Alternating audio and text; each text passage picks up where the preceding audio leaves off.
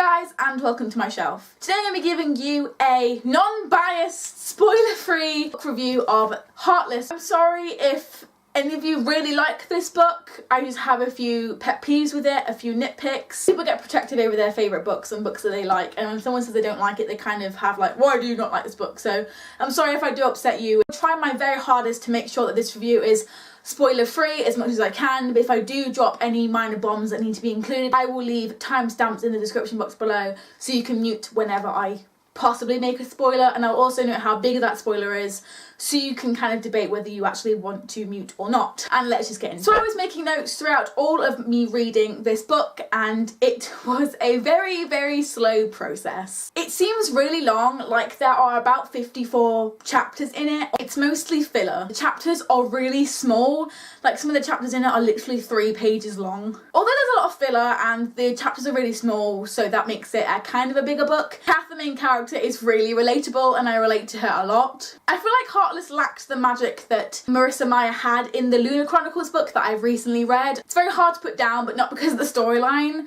because it is so short. If we're going to get to the plot though, it is very similar to On the Other Side by Carrie Hope Fletcher. It has the same kind of forbidden love storyline, and if you liked that book, you'll probably like this one. It does contain a lot of filler, and I found myself skim reading a lot of the chapters. I found myself not really involved in the storyline, couldn't really tell what was going on. Just made this book worth reading, and if you read it and deny that, you're lying to yourself. Although all those things, it's very interesting to see Catherine transform into the Queen of Hearts. There's many hints in the book, such as off with their head, or, you know, reference to decapitation. It was really interesting seeing how she kind of transforms into the Queen of Hearts, and I think this story and this backstory and this prologue is very believable, and I could see how this made the Queen of Hearts become nasty and arrogant. It is a lot like fan fiction, and I feel like it's written in the whole fan fiction based storyline and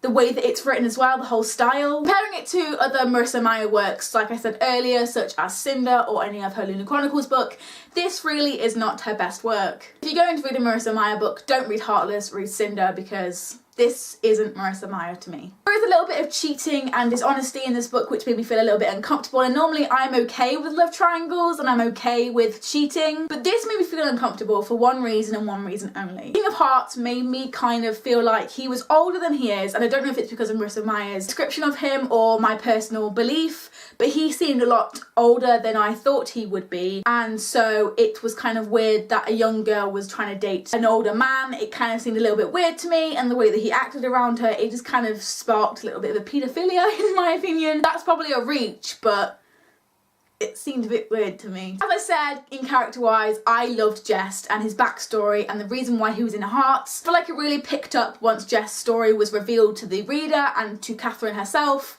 and I feel like in the last kind of 15 chapters it really picked up as a story and I was more engaged and involved in the storyline. 15 chapters out of 54 is not good. This book is unnecessarily long and it didn't get to the point straight away, which I wish it would have, and if it would have been like 20 chapters long. I'm not sure how good the representation of Alice in Wonderland and the characters are, because I don't keep up to date with the Alice in Wonderland storyline. I haven't watched the movie more than once and I haven't really read any of the books, but I can tell you that it was really interesting seeing the Queen of Hearts develop and her backstory. Also, I feel like she was kind of romanticised a little bit. But a man has rejected me, it's the only way I can survive, let's kill everybody. The feminism inside of me was a little bit like, really? Can't a villain just be bad because she's bad? Does she have to have been rejected by a boy and now she just feels useless, so she has to kill everybody and remorsely just be a bitch? Overall, I gave this a 3 stars on Goodreads, and the only reason why it got above a 2.5 is because of Jest and his story. And although I just complained about the patriarchy and my feminism,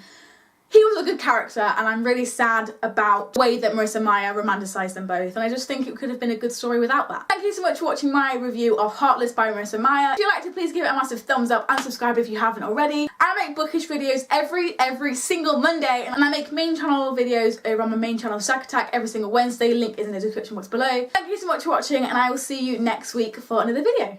Bye! I wanna watch them fly and fly and see them soar up into the unknown. But I'd feel just like a nerd watching birds, watching me here all alone.